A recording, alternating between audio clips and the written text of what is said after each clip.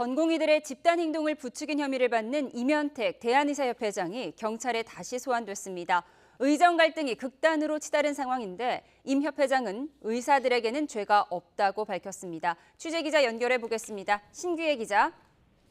네, 신기입니다. 네, 이면택 협회장이 피의자 신분으로 다시 출석했다고요. 정확히 어떤 혐의인지 설명해 주시죠. 네, 그렇습니다. 임 협회장은 오늘 오전 10시부터 서울경찰청 반부패 공공범죄수사대에 출석해 조사를 받고 있습니다. 전공의들의 집단 사직을 부추겨서 병원 업무를 방해하도록 했다는 혐의입니다. 임 협회장은 이미 경찰에서 몇 차례 소환 조사를 받았지만 수사관 기피 신청을 하거나 조사 거부를 하고 1시간 만에 내려오기도 했는데요. 이와 관련해 조지호 서울경찰청장이 직접 임 협회장 추가 소환 방침을 밝히기도 했습니다. 임 협회장은 수사가 시작된 지난 2월부터 전공의들의 집단 사직은 자발적으로 진행된 것이고 원인 제공은 정부가 했다고 일관되게 밝혀왔는데요. 오늘도 경찰에 출석하면서 의사들에게는 죄가 없다고 말했습니다. 직접 들어보겠습니다. 역시 전공의가 특별한 죄가 없다라는 거는 의사 회원뿐만 아니라 전 국민이 다 아시는 내용입니다.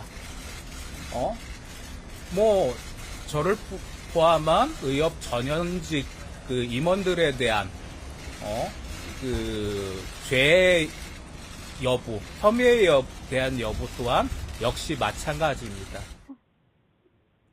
임 협회장 외에도 노한규 전 협회장, 김태구 전 비대위원장 등 의사협회 전현직 간부 5명이 같은 혐의로 수사선상에 올라 있습니다. 이들도 임 협회장과 마찬가지로 자신들이 전공의들의 집단 행동을 부추긴 게 아니라고 주장하고 있습니다. 네, 의료계 집단 행동 수사는 어떻게 진행되고 있습니까? 네, 이번 수사는 지난 2월 보건복지부가 임 협회장 등을 업무 방해 등의 혐의로 고발하면서 시작됐습니다. 구체적으로는 의협 산하단체에 단체 행동 지침을 전파하고 SNS 등을 통해 투쟁 의지를 고취해 돌아오지 않도록 교사하고 방조했다는 내용인데요. 경찰은 의료계 집단 행동이 국민 생명과 신체 안전을 심각하게 위협하고 있다고 보고 있습니다.